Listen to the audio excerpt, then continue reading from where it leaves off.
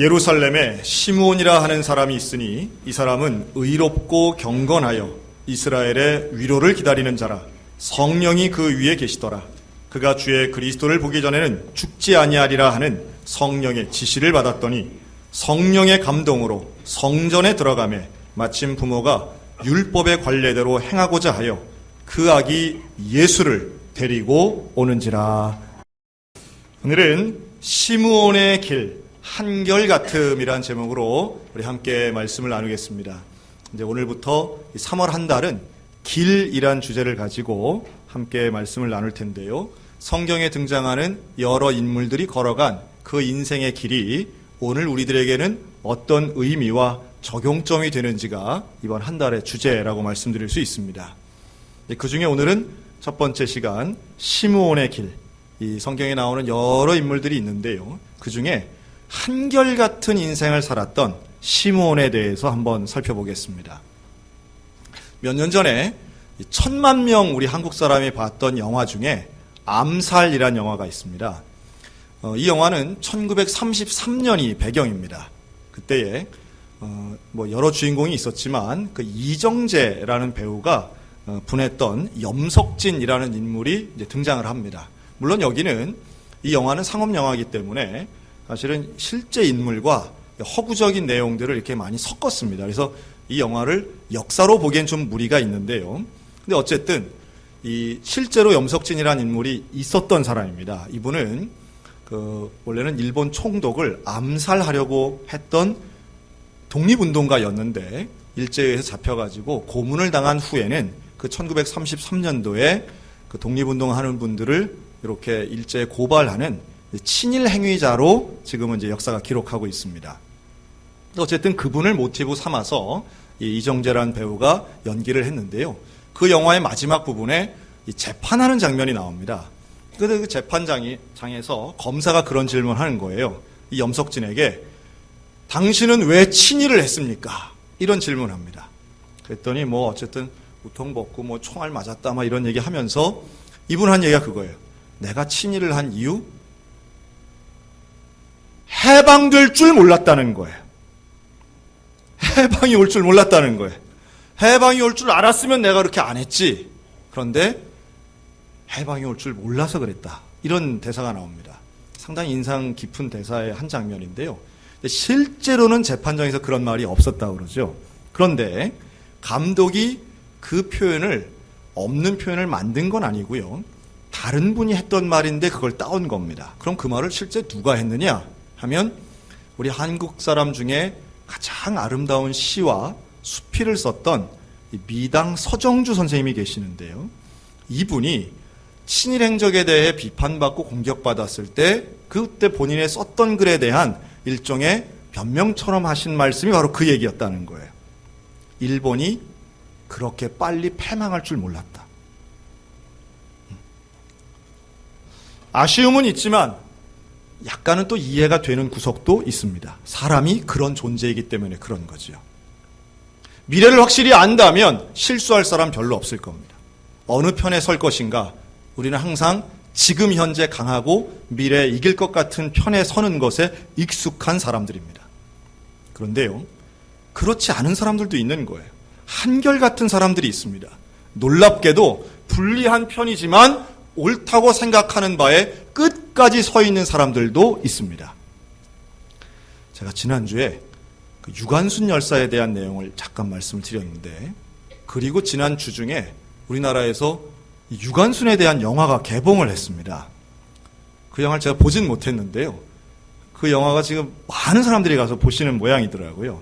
그러면서 새롭게 주목받는 이 유관순 열사에 대한 내용들이 제가 말씀드린 것처럼 바로 그 서대문 형무소에서 1920년도에 제2의 만세운동 그 기념일날 했다는 거 하고요.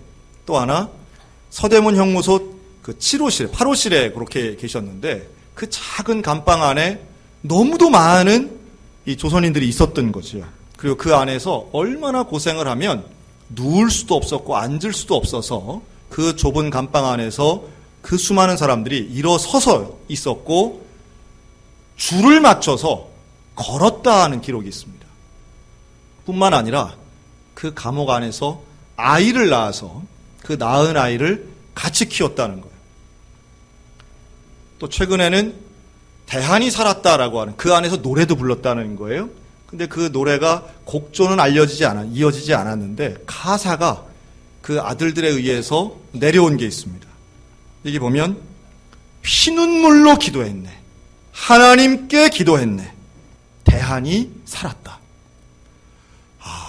참 그 안에서 18살 소녀가 그렇게 기도하고 그렇게 노래하고 그렇게 저항했다는 것, 특별히 그 고문과 어려움과 외로움과 막막함 속에서도 한결같음을 유지했다는 건 정말 놀라운 일입니다.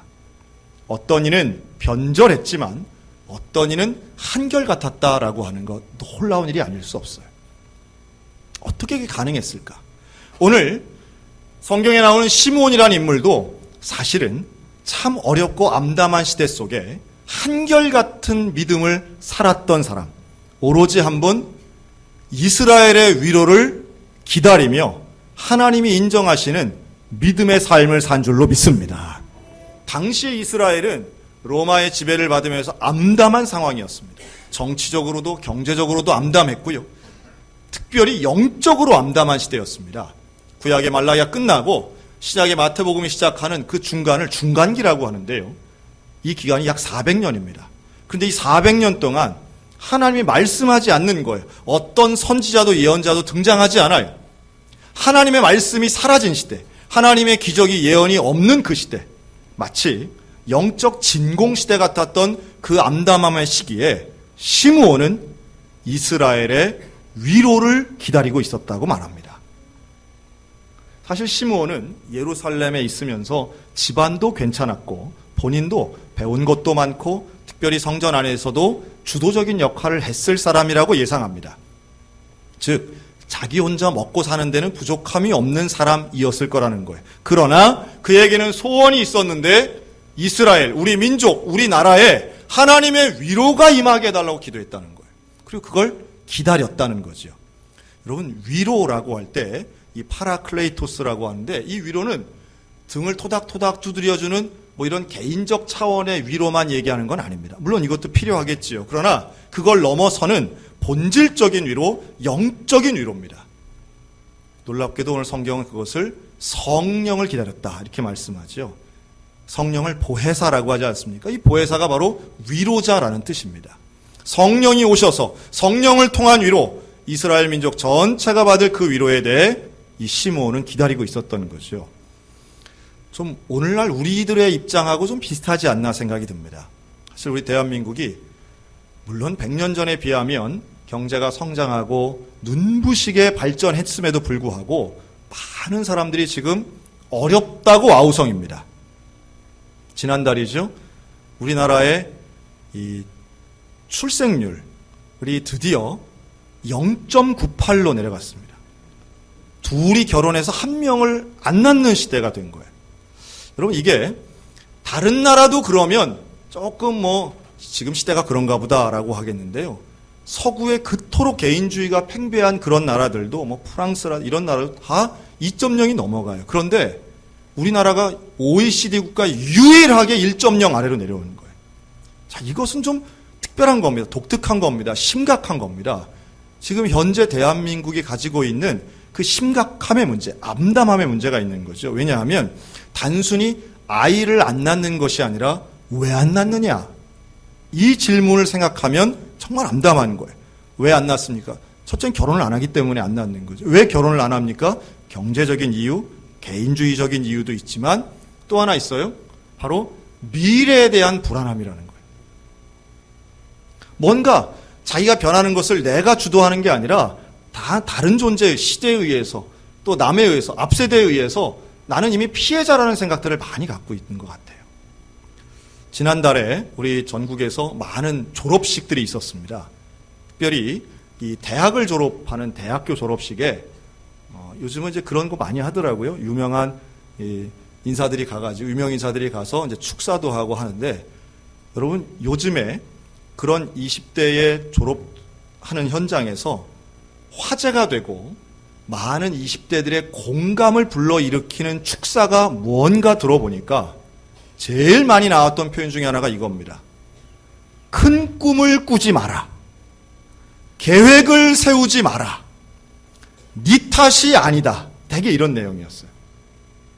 여러분, 요즘 제가 팁을 드리는 거예요. 혹시라도 그런 기회가 있다면 청년이나 그런 젊은이들 앞에서 연설할 기회가 있으시면 요새 가가지고 뭐 보이스 비 앰비셔스, 뭐 노력하면 된다 이런 얘기하면 아유 저 꼰대 하고서는 귀닫을 가능성이 아주 높다 이런 얘기입니다.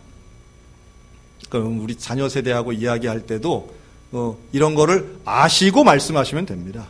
아, 내가 이런 얘기 하는데 좋은 얘기고 옳은 얘기인데 안 듣겠거니 생각해도 상처받지 마시란 말씀이에요. 왜 그럴까요? 왜 꿈꾸지 말라고 할까요? 왜 계획 세우지 말라고 할까요? 최근에도 이번 얼마 전 서울대학 졸업식에서도 아주 화제가 됐던 얘기예요. 나와서 나는 한 번도 꿈꾼 적이 없습니다. 나는 계획해서 일한 적이 없습니다. 그저 순간순간 내가 하고 싶은 일 했는데 이렇게 성공됐습니다. 그랬더니 서울대 학생들이 박수를 치고 환호를 했다는 거예요. 뭐 좀 이상하죠? 사실은 뭐가 이상한데 무엇이 이상한지를 지적하기는 조금 쉽지 않습니다. 왜냐하면 이 시대에 아픔이 느껴지기 때문이에요. 암담함이 있기 때문이에요. 노력하면 되던 시대가 아니라는 모두의 공감대가 있기 때문에 그렇습니다. 그러나 시대가 바뀌고 세월이 달라지고 암담하다 할지라도 오늘 시므온이 보여주는 것은 변하지 않는 한결같은 믿음의 모습. 여러분 그 어느 때보다 우리 가운데 이게 필요한 줄로 믿습니다. 특별히 시므온이 기다린 것이 이스라엘의 위로라는 거예요. 개인의 위로가 아니라 민족의 위로를 기다렸다는 겁니다. 여러분 청년들만 힘들겠습니까? 중년, 장년, 노년, 요새는 유년도 힘들어요. 유년도 힘들어요. 다 위로받기 원하고 다 격려받기 원하고 다 돌봄받기를 원합니다. 그게 사람의 본성이에요. 한 번도 쉬운 적이 없어요. 인생 살기가 다 어려운 것뿐입니다. 그러나 내 인생 살기 어렵고 위로받고 싶다고 하는 것은 별개로 두더라도 오늘 시므온이 그토록 기다리는 내 민족, 내 나라, 또 내 가정, 온 인류까지 포함되는 이 위대한 위로를 기다리는 것, 이것은 변치 않고 끝까지 기다리는 믿음 속에 하나님의 응답이 있게 될 줄로 믿습니다. 그런데 시므온이 이 기다림을 어떻게 기다렸을까? 이스라엘의 위로라고 하는 이 위대한 목표가 있는데 이걸 어떻게 기다렸을까? 오늘 말씀을 보니까 두 가지를 얘기합니다. 한번 따라할까요? 의로움과 경건은 기다림의 방법입니다. 이 시므온에 대해서 성경은 이렇게 말합니다. 그는 의로운 사람이라. 그는 경건한 사람이라. 의로움과 경건함, 이걸 조금 다른 말로 표현하면 하나님을 사랑하고 하나님을 두려워할 줄 알았다는 거예요. 하나님을 사랑했기 때문에 하나님이 원하시는 일을 합니다. 하나님이 원하시는 말을 합니다. 그걸 기쁘게 하는 거예요. 하나님을 두려워할 줄 알기 때문에 끝까지 변하지 않을 수 있는 거예요. 제가 한번 이런 생각을 해봐요. 이 시간을 지나는데 우리가 춘천에서 부산 정도까지 먼 거리죠. 춘천에서 부산까지 이제 버스를 타고 간다. 그런데 깜깜한 밤에 간다. 그래서 밖에 볼 풍경도 없다. 근데 운전하시는 분이 얘기하는 거 한 6시간 걸립니다. 여러분 그 6시간 어떻게 해야 시간을 잘 보낼 수 있을까요? 물론 잠잘 수도 있겠고 또 유튜브 동영상을 볼 수도 있겠고 흔들리는 차에서도 능력자들은 책을 볼 수도 있을 겁니다. 또 친구들이랑 유쾌하게 얘기하면서 즐겁게 갈 수도 있을 겁니다.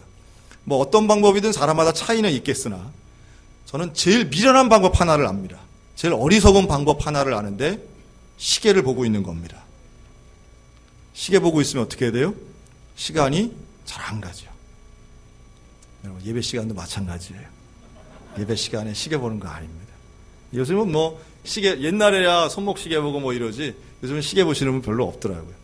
그러니까 시간에 대해서 우리가 기다림이라고 하는 건 시간 자체에 너무 고집을 피우거나 아니면 시간에 매여 있으면 정말 어려운 시간들을 보낼 수 있다라고 하는 거예요. 오히려 그 때와 시간을 하나님께 맡기고 나는 하나님과 동행하며 의로움과 경건함으로 지내게 되면 결국 끝까지 기다릴 수 있는 열매 맛보게 될 줄로 믿습니다. 제가 시계에 대한 이야기를 한번 들은 적이 있습니다. 여러분, 시계의 사명은 뭘까? 라고 할 때 시계의 사명? 시간 맞는 거 아닙니까? 그랬더니요, 시간을 맞추는 건 주인이 하는 일이랍니다. 시계가 하는 일은 오직 하나뿐인데 멈추지 않는 거랍니다. 멈추지 않는 거예요. 같은 일을 계속 반복하는데 멈추지 않는 게 시계의 사명이라는 거예요. 여러분, 하나님의 응답의 때는 하나님께 있습니다.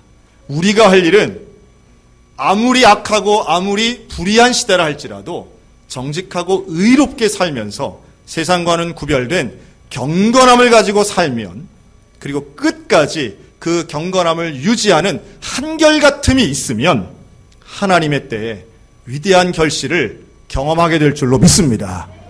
이게 시므온이 가졌던 방법이었어요. 다른 사람들처럼 살지 않고 하나님이 원하시는 삶을 살아가면서도 그 시간을 억지로 버티는 게 아니라 하나님과 동행하는, 성경 본문에서는 성령이 그 위에 계셨다라고 말씀하는 거예요. 여러분, 그런 사람들에게 하나님의 은혜는 분명히 임할 줄로 믿습니다. 저에게도 그런 소원이 있는 거예요. 누가 저에게 목사님 소원이 뭡니까? 라고 물어보면 저는 오직 하나, 끝까지 예수 잘 믿는 그리스도인이 되는 것입니다. 제가 우리 교인들에게 그런 얘기 듣습니다. 우리 교회 좀 새로 등록하시는 분들도 가끔 그런 얘기를 하는데, 목사님은 보면 그 무슨 뉴스 앵커 같다는 거예요. 무슨 JTBC 무슨 앵커 같대요. 그러면 글쎄요, 하여튼 그런 이미지가 있는 모양입니다. 아마도 말씀하시는 분의 의도는 알겠어요. 보면 목사님은 정확하고 뭔가 빈틈이 없고 하여튼 그런 이미지를 가지고 말씀하시는 것 같아요. 잘생겼다 이런 얘기가 아니고. 그럼 저는 이제 속으로 그러죠.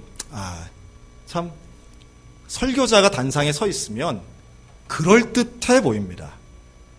그럴듯해 보입니다. 얼마나 괜찮아 보이잖아요.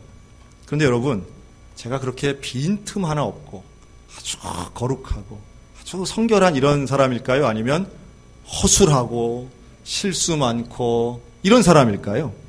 당연히 제가 제 자신을 잘 압니다. 제가 참 허술하고요. 참 이루 말할 수 없습니다. 자, 그런데 사람은 다 누구나 허술한 면이 다 있는 거죠. 제가 괜히 겸손하려고 이런 얘기를 하는 게 아닙니다. 그런데 교인들은 설교자를 잘 볼 수 없는 부분들이 있다고 저는 봐요. 근데 누구는 저를 제대로 잘 보느냐?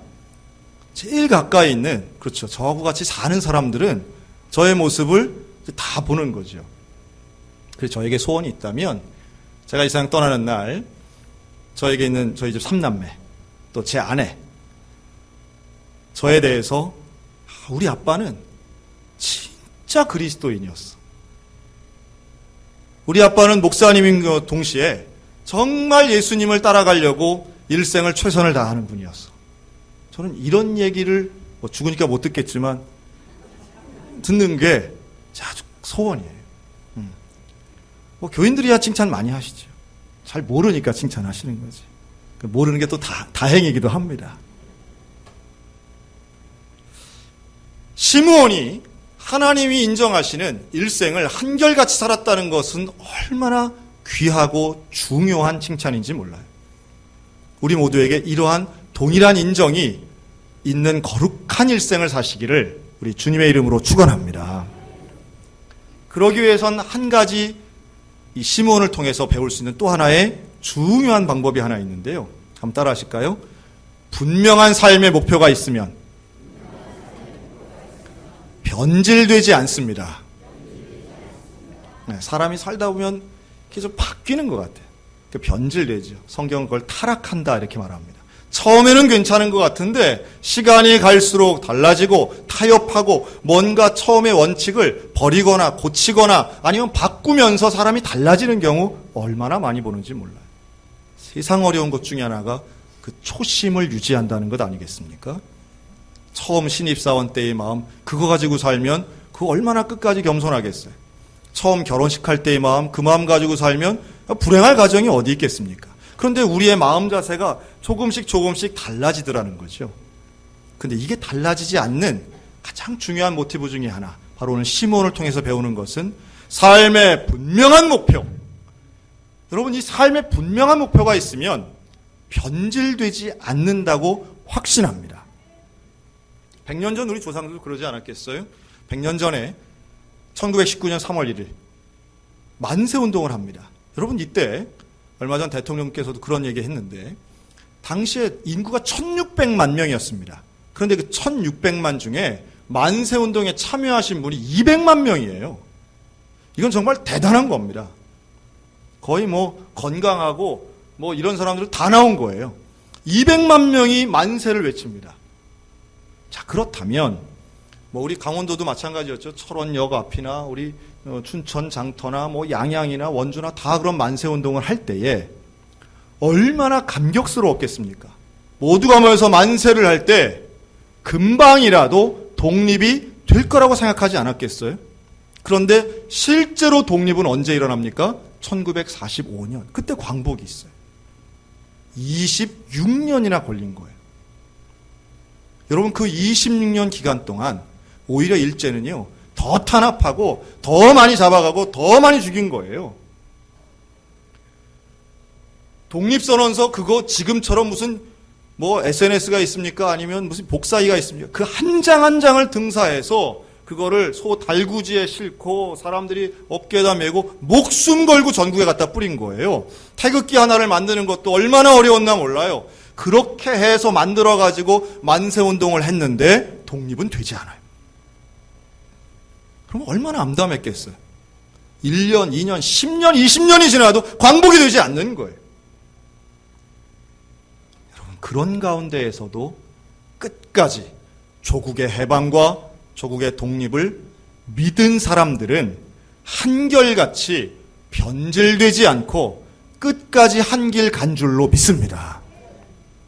목표가 명확하면 현재 상황은 암담하다 할지라도 목표가 분명하고 거룩하면 그 사람은 타락하지 않습니다.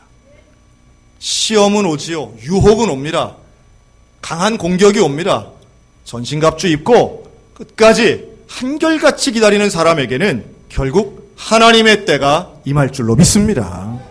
지난 월요일 우리 교회 명예장로님이신 이성구 장로님께서 하나님 부르심 받고 소천하셨습니다. 우리 이성구 장로님 정말 일생 동안 하나님 앞에 충성하신 분이었더라고요. 저는 소양교회 와가지고 이 장로님 워낙 오랫동안 투병을 하셨으니까 늘 편찮으시고 늘 약한 모습만 뵀지만, 그러나 장로님이 교회를 위해서, 하나님 나라를 위해서 헌신하신 건 우리 교회 많은 분들이 다 기억하고 알고 계세요. 특별히 우리 장로님은 30년 이상 그 아이스크림 도매상을 하셨어요. 그런데 여러분, 아이스크림은 어른이 좋아해요? 애들이 좋아해요? 좋아하는 어른들은 아직 건강하신 겁니다. 그런데 우리 수련회 성경학교 할 때면 우리 장로님이 그 냉동 탑차를 끌고 와가지고 교회에다가 왜 그 집에서 쓰는 이 가정용 냉장고 말고, 땡기는 문 말고 왜 위로 미는 문 있잖아요. 어린이들에게 꿈과 희망을 주는 그 미는 냉장고 문. 그 냉장고까지 가지고 오셔가지고 그 안에 가득한 아이스크림을 마음껏 먹도록 하셨다는 거 아닙니까? 어린이가 뭘 원하는지 정확히 아시는 분. 내 것을 들여서 하나님의 교회를 섬기신 분.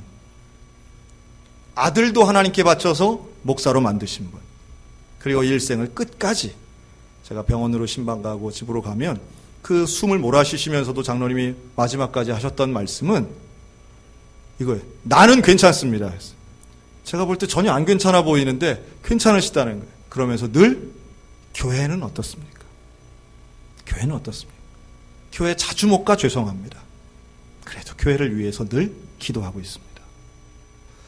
마지막 순간까지 하나님의 나라, 또 우리 소양선교회를 위해 기도하신 그 한결같은 모습, 우리가 바라기 조금 더 사셨으면 하는 마음이 있었지만, 그러나 우리의 일생이 마지막까지 변질되지 않는다라고 하는 측면에서 본다면 우리 이성구 장로님이 정말 복된 마무리를 맞이하셨다라고 생각이 들어요. 여러분, 우리 모두에게 좀 이런 멋있는 마무리, 하나님과 동행하고 예수님과 동행하여, 그래서 장례 때 우리 많은 교우들이 본당에 와서 함께 예배드렸습니다. 슬픔도 있지만 그러나 또 한편으로는 한결같은 믿음의 사람 저렇게 살아가는구나, 한결같은 믿음의 사람 저렇게 결국은 예수님을 만나시는구나, 또 하나의 증거가 우리 소양교회 역사에 새겨졌다고 믿습니다. 여러분, 이 시므온이 그토록 오랫동안 이스라엘의 위로를 기다리고 있었는데 오늘 말씀해 보니까 마침 그때에 모세의 율례를 따라 예수의 부모가 아기 예수를 안고 들어오는 거예요. 예수님을 데리고 들어오는 거예요. 다른 사람들이 볼 때는 그냥 약한 어린아이의 모습이었지만 시므온이 볼 때는 그 순간 이렇게 고백합니다.